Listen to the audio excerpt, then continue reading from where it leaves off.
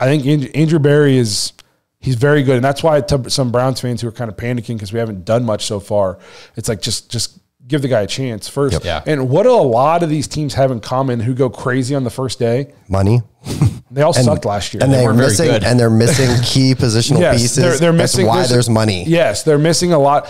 I think we all know that there's not a ton of holes on the Browns. If you brought the Browns back, the exact same squad from last year, and you brought them all back this year, and you just put a healthy running back, a healthy Nick Chubb, and a healthy Deshaun Watson out there, I think we all agree that we're getting to 11, 12, 13 wins. Absolutely. Yeah. And we were talking about that too on the after hours, saying if they just run it back with that same defense, that's great. That's what I expected them to do. I think there was a lot of careless, maybe, I don't know if that's the right word, careless reporting and stuff going around on Twitter about Christian Wilkins. The Browns, of course the Browns would have interest in him, but it's not realistic. I mean, he went for almost $30 million a year. Yeah. Andrew Berry's not paying $30 million a year for a defensive tackle, guys. Come on. Not when we can get guys like Mo Hurst back on a 2 or 1 year deal for like $2 million or something. $3 million. Who can play and complement Myles Garrett and stuff like that well. We have Dalvin Tomlinson, who's making $14 million a year. He's locked in as our defensive tackle, the main guy. Yep. And Andrew Berry's already shown, like you said, I can fill the rest of that interior defensive line position with cheaper 1 year contract guys who can contribute on a rotational basis. And Mo Hurst was the guy I wanted back more than any of them. Yep, Mo Hurst. And we got him. Yep, and you got to think Ika is going to get a shot sometime. Yep. He's a 3rd round pick. I would hope they got him. You know what I mean? Yeah, like, absolutely. I think we were just we were so deep at interior D-line last year. Yeah. With guys who were playing well. Yep. You know what I mean? Like, we didn't know Jordan Elliott was going to make the team. Then he had his best season. He ended up being a starter. Yeah. Shelby Harris played well. Yeah, so there just wasn't a lot of room for Ika last year, and why not just give the guy a chance to develop? And DT is a position that does take more time than others to transition to in the NFL. Yeah. They need to figure out the road. I couldn't agree more, 100%.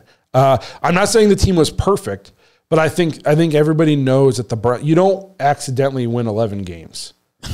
You know what I mean? Especially with all those injuries. Yeah, so the Browns were a solid team. They just needed to make some adjustments, do some tweaking, improve some little things here, look at some philosophies. That's why you go and you make a couple coaching changes. You bring in a guy like Ken Dorsey to kind of infuse the offense with some of his passing concepts. It's not a total overhaul. We're not overhauling the team like we usually have to. It's just little tweaks. We're a playoff team. On the way in, or basically on the way in here, we re-signed Zadarius Smith. It's huge. Yes. A 2-year deal, $23 million up to worth $25, I think, with incentives.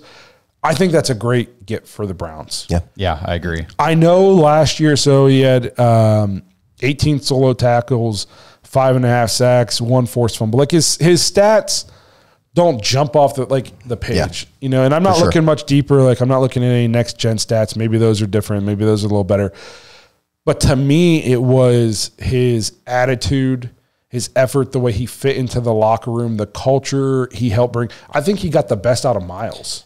I mean, his play was good too, man. I think it's just he played well. But we even talked about there were times where we were in such attack mode. The teams played so cautious against us at times, especially at home. On the road, it was different, but at home, it's like it was dink and dunk city. Yep, it was. We talked about it so much. The quarterback would literally snap the ball. It wouldn't even find the laces. It would just get rid of it. Yeah. So and when people are talking about, the sack numbers weren't there.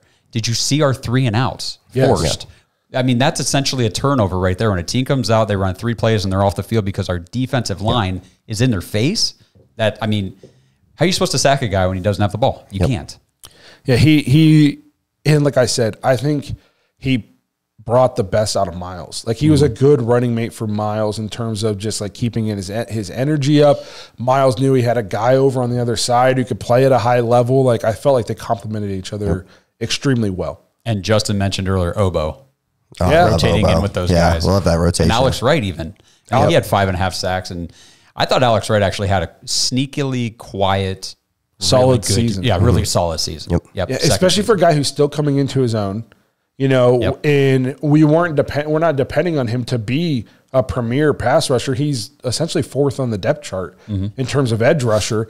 And I thought when he got to play and get snaps, he flashed. Yes, he did. So if he can continue to take that next step, he'll be right in line when Za'Darius is off this 2-year contract. Alex Wright might be coming into his prime, might be blossoming.